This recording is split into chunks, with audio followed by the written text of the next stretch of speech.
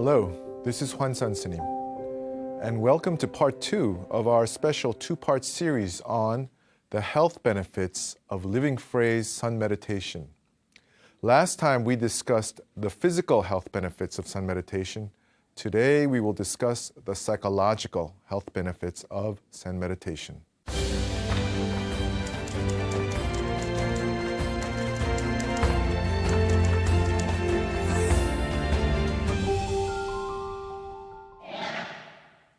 It's pretty well known these days that many different kinds of meditation produce psychological health benefits.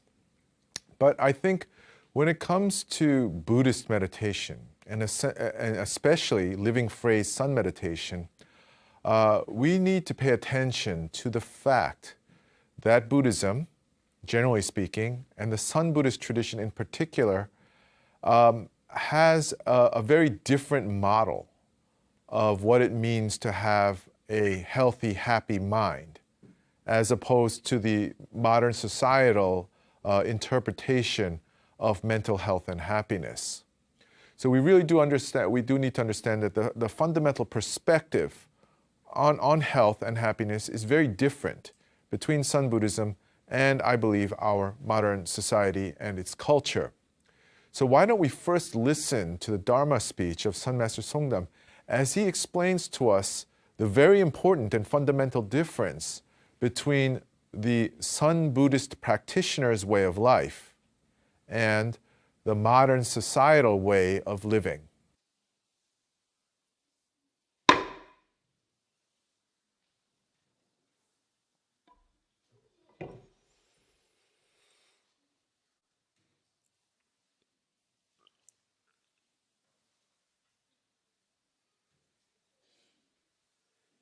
농계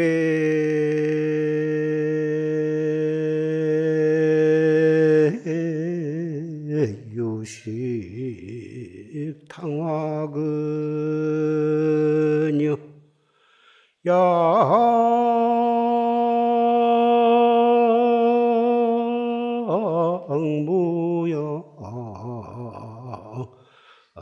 천지원이로다나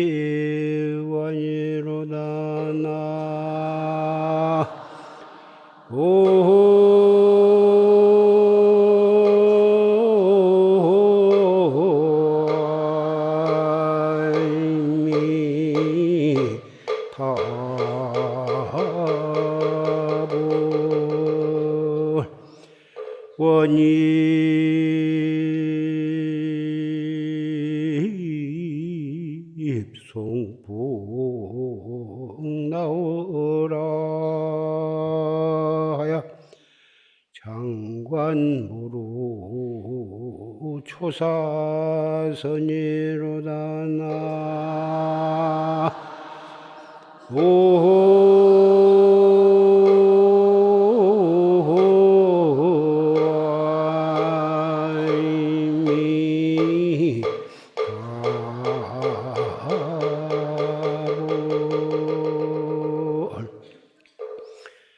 명예와 재산과 색과 재색, 식명수, 자유롭게 사는, 잠자고 하는 5가지 오욕락을 누리기 위해서 세속에서는 평생토록 공부하고 사업을 하고 벼슬을 하고 그런데 그 오욕락이라 하는 것은 세속에 살아가는 데는 또 없어도 아니 되지만은 그것을 남보다 더 월등 많이 가져서 실컷 누리고 산다 해도 자기 마음 닦는 공부를 안 하고 오욕락만 탐하고 누리고 살다가는 머지않아서 사막도 육도 윤회가 기다리고 있어. 그것이 바로 정골냄비가 기다리고 있다고 표현을 한 것입니다. 마치 들의 학처럼 검소하게 살고 좀 가난한 듯한 살고 욕심 없이 살면서 참나를 찾는 수행을 하는 사람은 사막도에 빠질 걱정도 없고 육도 윤회를 벗어나서 영원한 해탈도를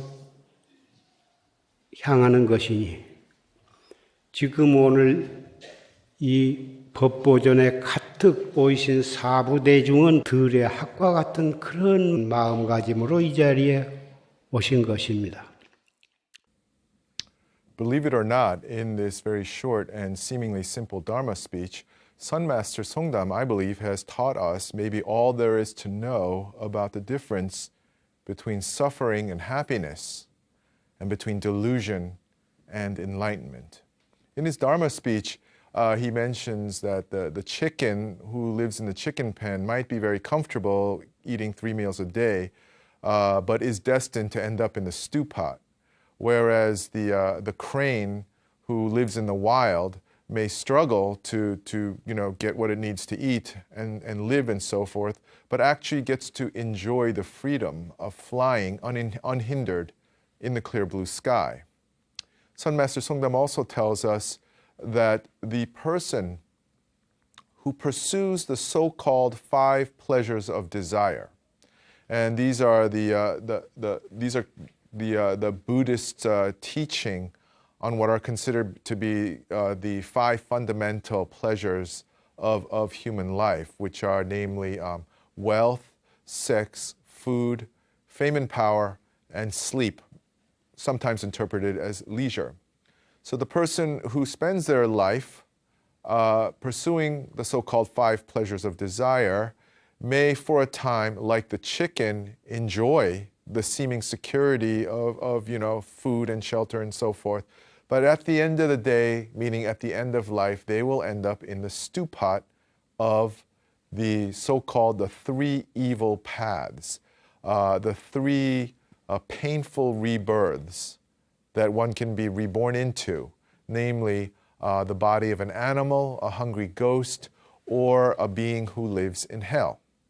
In contrast, the person who renounces pursuing the 5 pleasures of desire, commits themselves to sun meditation and the life goal of enlightenment, becomes like that wild crane who enjoys freedom in the unlimited sky. So this is a very poetic metaphor in some ways, but what does it really mean to people like you and me? What does this mean? What does this teaching mean to people like us who live in the 21st century in modern society? So in order to understand what it might mean, let's consider the modern societal interpretation of what happiness is. What is the modern way, the strategy for attaining happiness? And we would have to say that the strategy for attaining happiness is acquisition. We are taught both directly and indirectly that in order to be happy, we have to obtain the ingredients of our happiness from the external world. So that could be money, it could be position in society, it could be family and friends who love us, it could be being able to do the things that we enjoy doing. Whatever it is, we feel that those are the ingredients of happiness, and we are called upon to acquire them from the world around us. Now, the Sun Buddhist tradition points out that when we are dependent on the external world to obtain happiness, this puts us in a position of being dependent on something that we cannot fundamentally control for our own sense of well-being and happiness. The truth is, we cannot control what goes on in the world around us. We can't even control how people feel toward us and what they think of us. So in our pursuit of happiness, we are in a constant state of anxiety and stress. And even if we happen to obtain the ingredients of happiness, even if we happen to get a lot of money, a big house, lots of friends and family who love us, and we can do whatever we want, even so, we always live in the fear that something will take all of those ingredients of our happiness away. So we read the newspaper and we get worried about terrorist attacks and, the destruction of the natural environment and, political tensions between nations in the world. And we worry about what happens at work. We worry whether our family still loves us and whether they truly respect us. Even when we have everything that we need, we still feel anxiety and stress. See, we're making a fundamental mistake according to the Sun Buddhist tradition. We need certain things. Living in society, living in a community of human beings, we do need certain things to physically survive. Of course, we need food, we need shelter.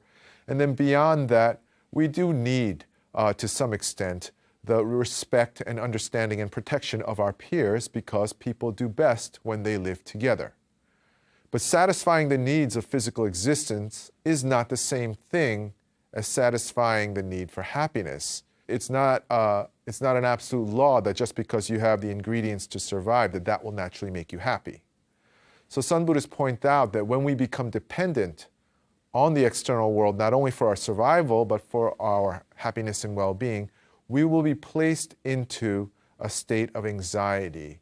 The chicken in the pen seemingly has a comfortable existence. There's shelter, there's a regular meals every day, but it never knows when it's going to be dragged off to be slaughtered.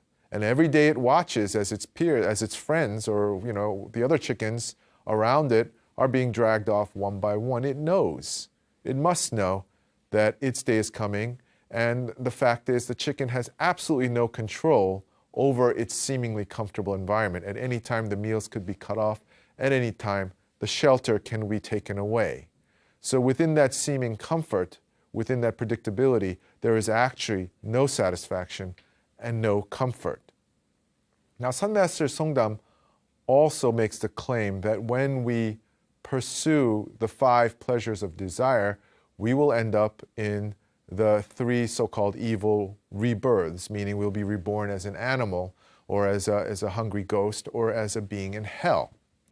Now, typically in the Buddhist tradition, this is considered a description of the law of karmic retribution, in which if we behave badly in this life, then in the next life we will receive a very painful body and live a painful existence, namely that of the animal hungry ghost or hell being. But Sun Master Songdam chooses to interpret the teaching of rebirth more in psychological terms than in religious ones. He tells us that in actual reality, that true birth is when a mind state, a state of mind appears in our mind. He says it's the arisal of one thought. But one thought here means a state of mind, meaning that it could be a mental image that arises in your head, it could be a thought, it could be a voice you hear in your mind, it could be a memory, any mental event, any mental activity. And that immediately causes a physiological response. So the mind state is actually a state of body and mind. And so from moment to moment, as our mind changes, so too does the state of our body. And so in that way, in a sense, every time we have a thought, we kind of have a new body and a new life. So he tells us that if we pursue the 5 pleasures of desire, we will end up in the mind state of an animal, a hungry ghost, or a being in hell. And modern Buddhist interpreters have also interpreted this teaching in psychological terms and say that when we say animal, hungry ghost, and hell being, don't think of these mythological beings. Instead, think of what are the mental characteristics of those 3 different kinds of beings. And instead of thinking that somehow we're punished by some impersonal universal law for our bad deeds by receiving physical bodies of animal, hungry ghost and hell being and so forth, instead we should think of it as a psychological law, that somehow the pursuit, the unhindered, undisciplined pursuit of the 5 pleasures will logically produce these states of mind, the animal, the hungry ghost, and the hell being. So what are the primary characteristics of the three so-called evil births or evil paths? The idea here is that when we pursue the five pleasures looking for happiness, when we decide that the momentary physical and mental experience of pleasure is happiness, so the more pleasure we have, the more happiness we have, which is sort of what modern society tells us, then first of all, we become like an animal. And what do we think of as an animal as being? And we think of an animal as being sort of a slave to its instinct and appetite and desires. It's a kind of state of unconsciousness. The thinking brain has been turned off and we're just being dragged along by our instincts and our appetites. And I think that if we just, observe how people behave when they're experiencing these kinds of pleasure that cloud their minds, we could agree, yeah, we kind of become like animals. You see people eating something really delicious or enjoying, really nice clothing, and they preen and they pose, and it's a little embarrassing. It looks a little primitive, and there is a quality of it being sort of unconscious, less human-like, more animal-like. And this is the first thing that we learn from this teaching when we see it from a psychological lens, that the five pleasures of desire, when we pursue them, thinking that they'll give us happiness, in fact, they cloud our minds and they put us at a lower level of consciousness. And that, in a way, is what happens. We can see that in our own experience, and we can see, so this is the way in which if I pursue pleasure, I'm going to become more animal-like, even though I thought it would make me happy. So what about the hungry ghost then, the next one? The hungry ghost, mythologically in Buddhist tradition, is a being, a ghost, who has this enormously fat body, like as big as a house, and this tiny, skinny little neck like a straw. And this hungry ghost is always hungry, endlessly starving, famished. And but the problem is that whenever it eats anything or drinks anything, it explodes into flames and dies, only to reappear again in that body and then again experience the same hunger and again experience the same horrible fiery death. And the body of the hungry ghost is considered karmic retribution for living a life of greed and selfishness and destructiveness. So how are we to interpret that from a psychological point of view, from the point of view of mind states? And in a way, we can see that as the next step in the progression of mental deterioration that occurs when we mindlessly pursue the five pleasures. We go from becoming like animal and primitive to becoming addictive. We become addicted to these five pleasures, and we begin to manifest the behavior of an addict. An addict, by definition, craves and pursues, without any thought to consequence, that which destroys him or her. So too does the hungry ghost, in its great hunger, pursue food and water only to be destroyed by it. And this, it makes a lot of sense, even from a modern perspective. This could be the next stage of our descent into suffering when we expect happiness from high levels of pleasure.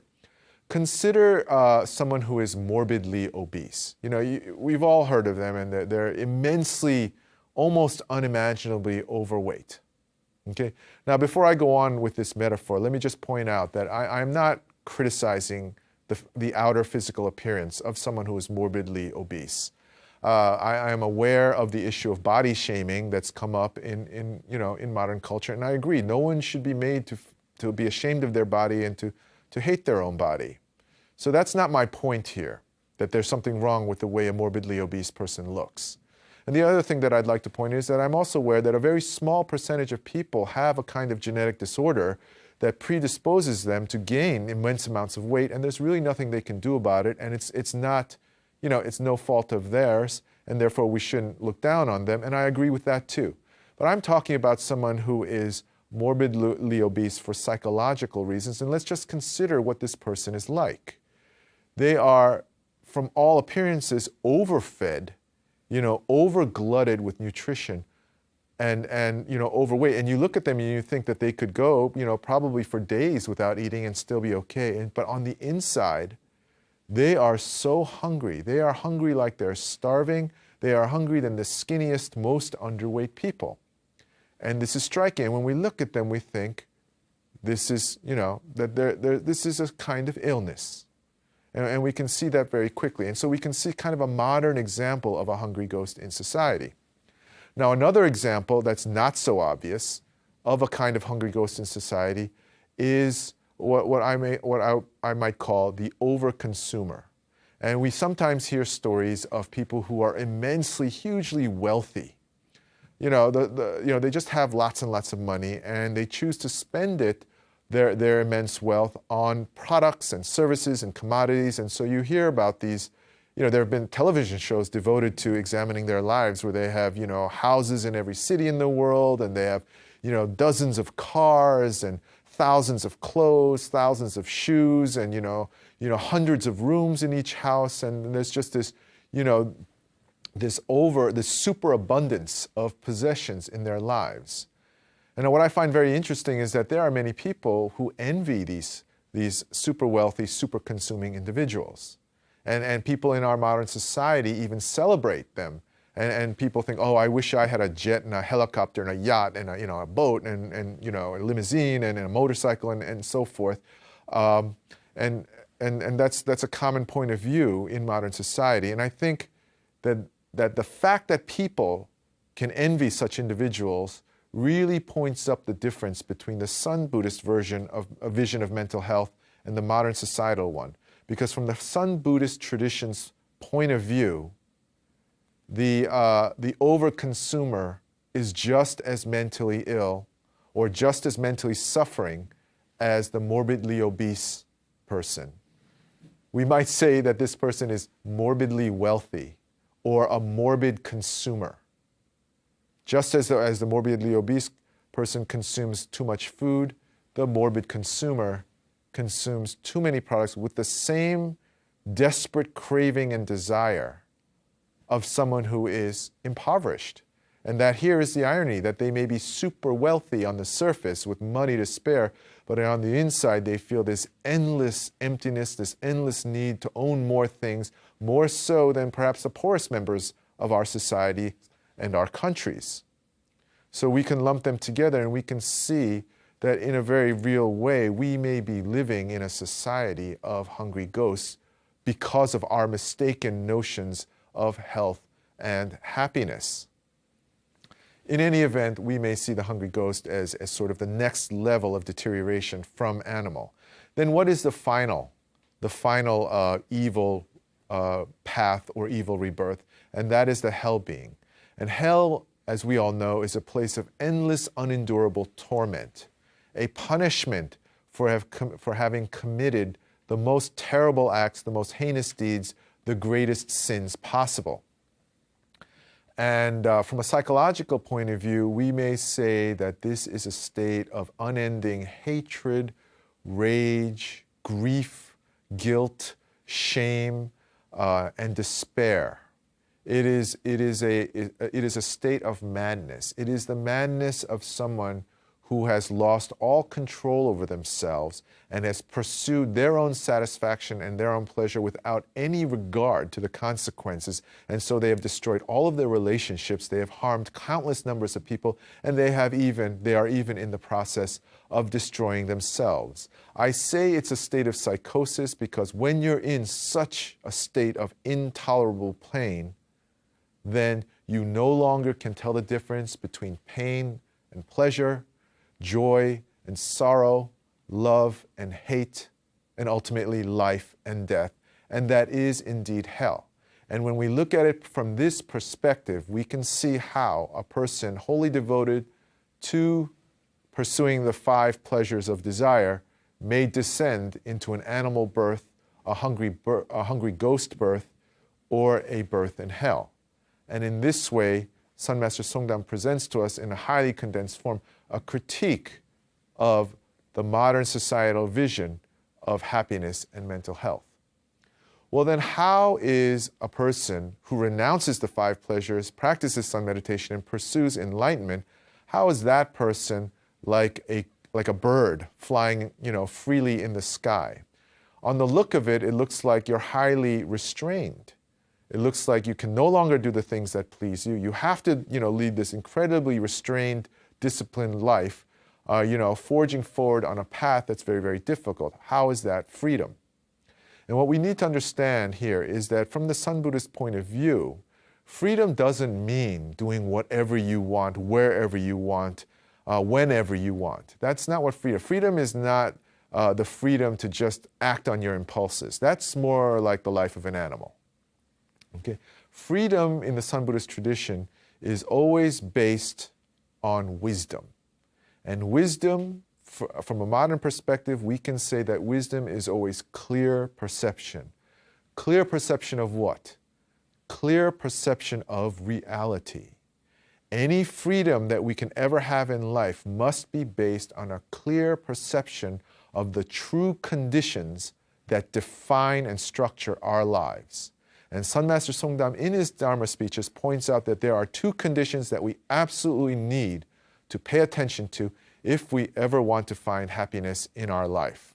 And the first condition is we must understand the condition of impermanence that governs not only our lives, but in fact, all of nature and the entire universe. We live in a state of impermanence like the chicken in the pen. We never know when we will be dragged off to the slaughterhouse. And when we understand this, when we can perceive it with all of our heart and with all of our mind, this helps us to renounce the five pleasures which tend to cloud our minds and ultimately drive us crazy.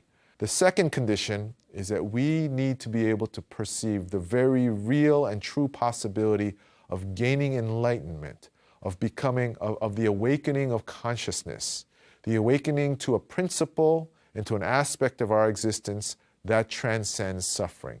If we can see and perceive those two aspects of our reality, then we will have found the path to freedom, which is the path of sun meditation practice. And in that way, through this clear perception of reality, we become like the crane flying with its eyes open in the sky. Now, having heard that, you may think, well, does this mean that I have to renounce all of my possessions and become a monk in order to become like the crane?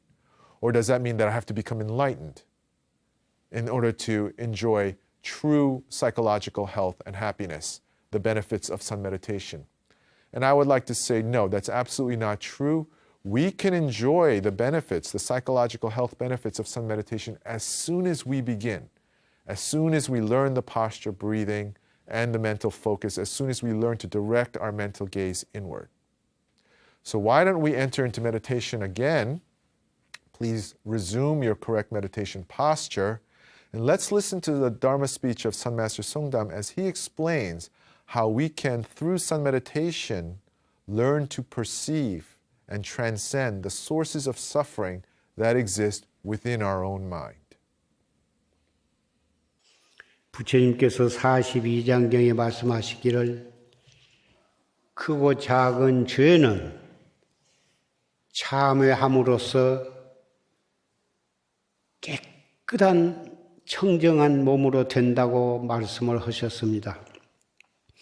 마치 중병을 앓던 사람이 약을 먹고 땀을 줄 흘리고 나면 몸의 병이 다 소멸이 되고 몸과 마음이 가벼워진 것과 같다고 비유해서 말씀하셨습니다. 최상승법은 이 무엇고 인연이 있는 신임으로부터 화두를 타가지고 바르게 수행을 해 나가면 찰나찰나에 입을 통해서 몸을 통해서 본의 아니게 어긋나가는 우리의 마음과 몸을 찰나간에 바른 곳으로 돌리는 효과가 있는 것입니다.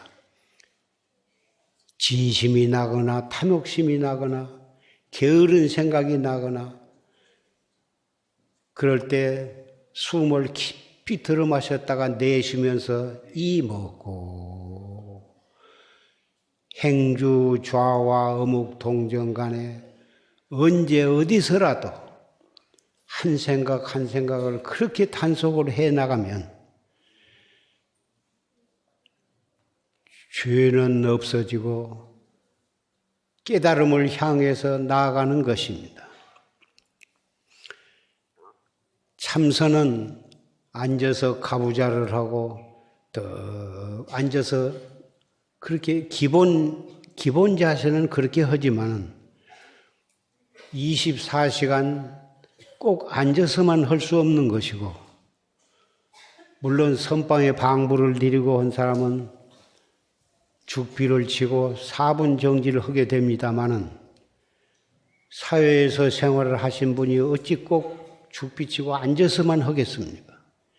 일하면서도 이 먹고 차를 타고 가면서도 이 먹고 걸어가면서도 이 먹고 소지를 하면서도 이 먹고 빨래를 하면서도 이 먹고 시장에 물건을 사러 가면서도 이 먹고 백화점에 물건을 사러 가면서도 이 먹고 일체처 일체시에 항상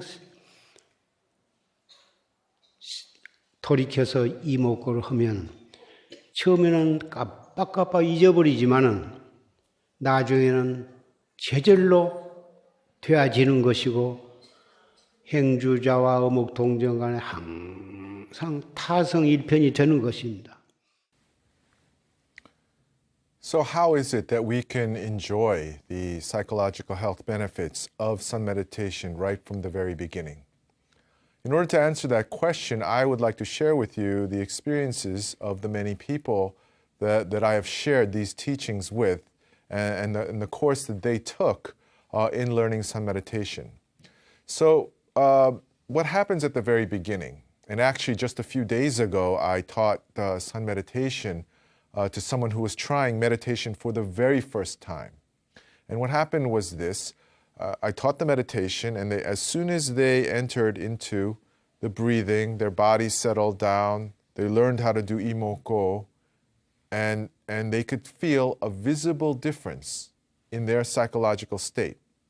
And the person was startled that it happened so quickly. And she said to me, I do feel better. I feel more peaceful, more relaxed, more quiet inside. And this is the first thing that we learn. You don't have to practice for months and years before you begin to be dramatically changed by sun meditation. Change begins in that moment of recognition. Oh, I did sun meditation for like a minute or 2 minutes or 3 minutes, and I do feel better. I don't feel perfect, but I do feel better. And so we learn, it becomes knowledge, lived knowledge. We learn through our own experience, this works, this makes my mind feel better. And so then we may start to try to practice meditation in our daily lives. And most beginners struggle. It's hard to practice every day, but sooner or later, they begin to apply it in their daily life situations. And then we come to the second realization, the second psychological health benefit of sun meditation, which is that we can use it as a kind of device, as a real-time, generally applicable system for dealing with mental distress.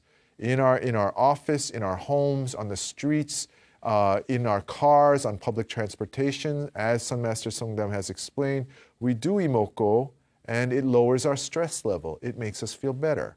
And so we gain greater confidence and knowledge in sun meditation. Now we feel that we are armed with a self-defense system for dealing with the various kinds of pressure and stress that exist in our modern society. And we feel more inspired, more encouraged to make sun meditation a part of our lives. And this has happened with my students. Many of them have told me that they used it at work, that they used it, in their just before taking a test, in the case of university students, or just before going in for a job interview for some young people who are submitting their resumes. And they found that it helped. And so then we go to the next level of commitment where we're trying to do the seated meditation every day. And we see again that it's really very helpful. It makes life easier. And then we may take the next leap, which is we may go into an intense meditation retreat center. Maybe there's a meditation center around where you live, or maybe you could join like a temple stay or a meditation retreat. And there, for the first time, we experience long-term intensive meditative practice. And what we find, and what my students have found, is when you practice with great intensity, when you really put in the time with seated meditation practice, that it begins to have a psychotherapeutic effect on unconscious levels of thought and emotion. As we practice, even though it's so hard, even though that our body aches and it's always hard to get the breathing right, and you keep getting distracted from doing the imoko, and if you're in a retreat, you're sleepy all the time and you're hungry because you're not getting enough to eat and so forth. But even so, we feel that something's becoming very, very clear in our mind. We perceive things with greater vividness and immediacy. Our problem-solving skills seem to increase so that we just see the solution to the things that bother us. Most importantly, on a psychological level, we feel somehow unburdened. We feel like these deep underlying emotions and thoughts, obsessive thoughts and attachments, have somehow been dissolved in the doubt, the great doubt that we produce during sun meditation. And so we say, oh, this is really good for my mental health. This is therapeutic.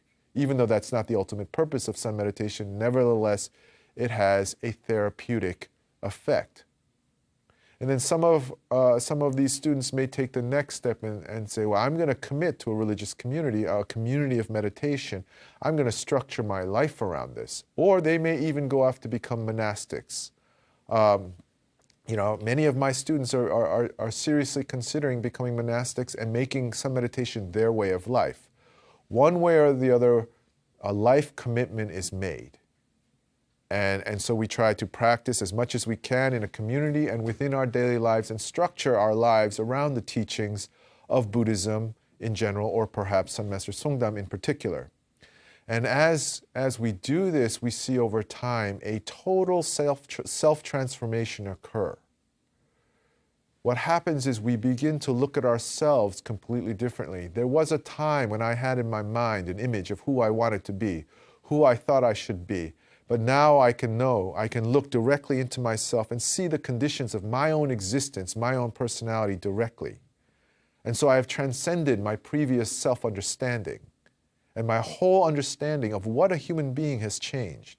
I look at the world around me. I look at people, maybe very wealthy people, maybe celebrities, and I no longer feel envy. I see instead various states of suffering, like the animal, the hungry ghost, or the hell being that I described earlier. And I look at the universe and life and death, and everything has changed. There is a complete and total transformation. Life opens up in a way that was literally unimaginable before. And the way this person breathes and walks and talks and eats and the things this person chooses to do, and more importantly, the things this person chooses not to do, have all been changed. Somehow, some meditation has completely changed them. And it is here that we truly understand the metaphor of the crane flying in the sky, because we see that we have taken a flight path from a previous state of suffering and confusion. And as we took this path of gradually learning more and more about the benefits of meditation until now we've come to this point of self-transformation, and we find ourselves, metaphorically speaking, flying in a clear blue sky of as yet undiscovered, maybe limitless possibilities and hope. This is how sun meditation takes us on a psychological journey from our current state of suffering through healing, growth, self-transformation, and finally awakening in the event and experience of enlightenment. So this, I believe, is the course that we can take if we commit ourselves to a diligent practice of sun meditation. Now, as we come to the end of another episode, I would just like to remind you that all of this vision of freedom that I have shared with you through the Dharma speech of Sun Master Songdam, it all hinges on our ability to clearly perceive the two factors of our life that are most relevant to our well-being and our future happiness. And that is the reality of impermanence and the reality of the possibility of the awakening of consciousness. So I ask you to consider what I have described very carefully, and I invite you to join all of the followers of Sun Master Songdam and all of the meditators in the world on this path to freedom and enlightenment. Now, in closing, once more, I will thank all of our viewers for watching today's episode. This brings us to the conclusion of our special two-part series on the health benefits of living phrase sun meditation. In closing, I will once again offer up the traditional Buddhist greeting. May we all attain enlightenment. And now let us enter into our closing meditation.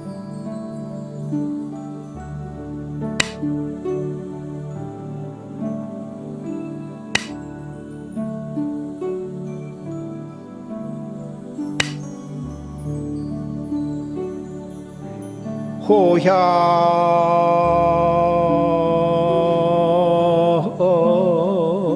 차시 명작이라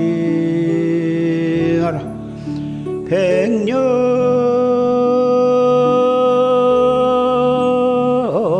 광명 전두빈이라 나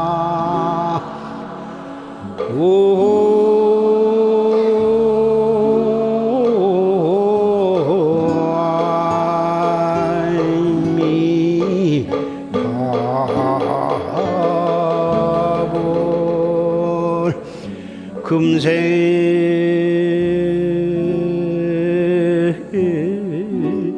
약볼 총사은